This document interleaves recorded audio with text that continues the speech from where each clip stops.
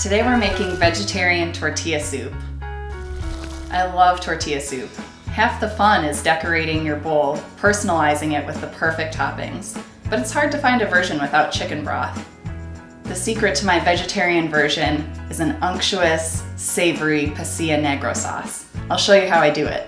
So I'm gonna start with pasilla negro chilies that come dried, often in packages like this. I'm using 2 ounces, which is about 8 chili peppers. So I'm gonna start off by taking off the stems and removing the seeds. I like to start by removing the stem and then working my kitchen knife along one edge of the chili pepper to open it up.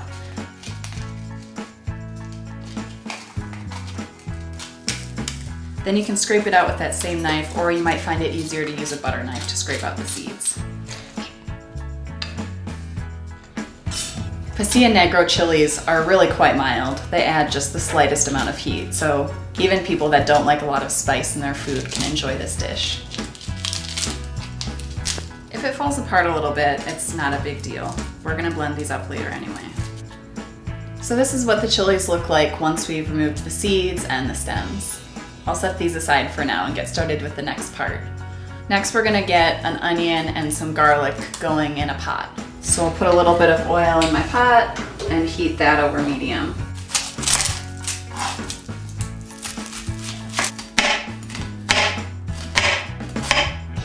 This doesn't need to be a very precise dice. This is all gonna get blended up later as well.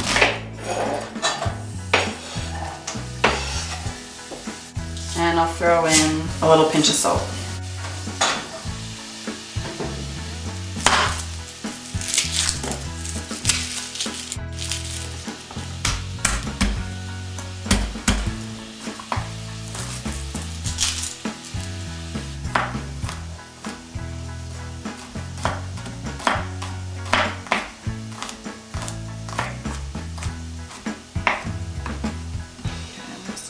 Up, add that in too.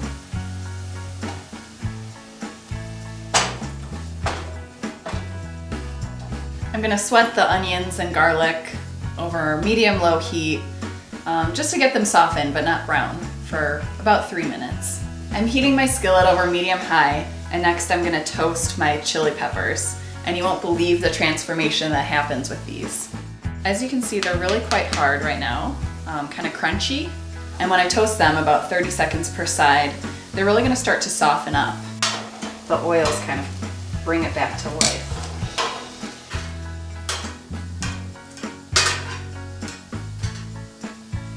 Okay, so now it's sort of like leather or something. So I'm just gonna toss these into the pot, and now I'll do the rest. You can see they really start to soften up. And then of course the smaller pieces will cook a little faster. So keep an eye on these. We're just looking to soften these up a little. Now to my pot, I'm gonna add 28 to 29 ounces of diced tomatoes, preferably fire roasted.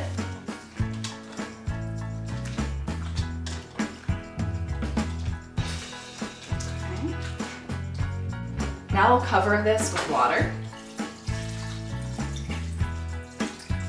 I'll turn up the heat, bring this to a boil, reduce the heat, and let it simmer for about 15 minutes.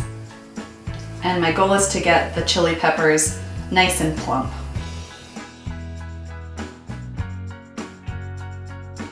All right, so it's been about 15 minutes. I've turned off the heat, and now you can see the peppers have become very soft and plumped up.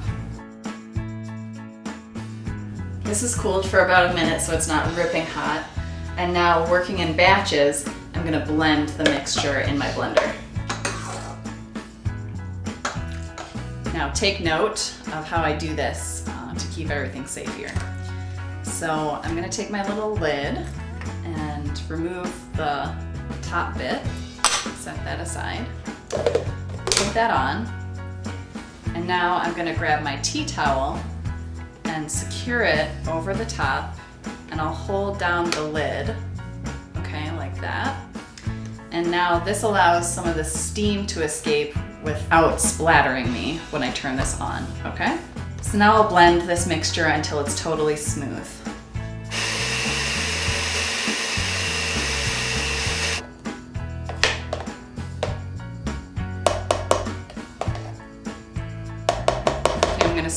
out just a little bit more.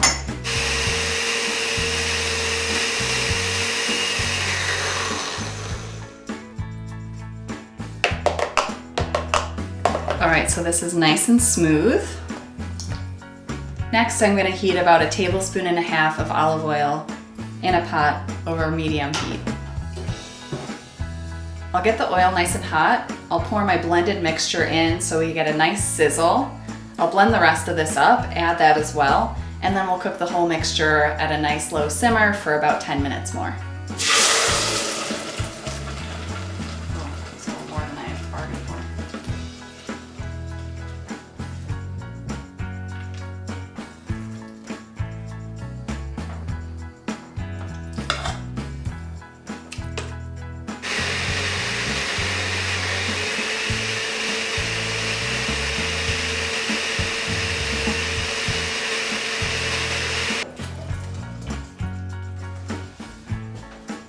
So I've got my sauce simmering away. At this point, I'm gonna taste it and adjust the seasoning if needed.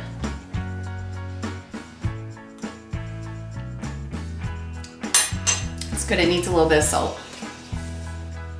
I'm gonna go ahead and shut off the heat. I'm making enough for a double batch. This sauce freezes really well, so I always just like to make extra, store some for later to keep on hand for use in future recipes. I've left a little bit of room at the top of the jar, and I'm gonna let the sauce cool pretty much completely before I put it in the freezer to keep the jar from cracking.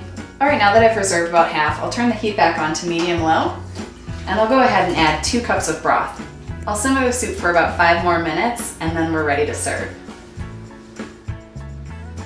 While the soup is simmering, I'm gonna prep my toppings.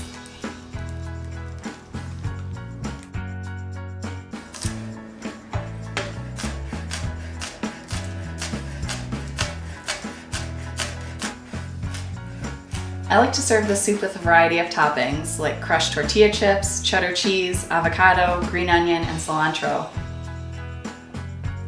It's easy to make a vegan version, just omit the cheese.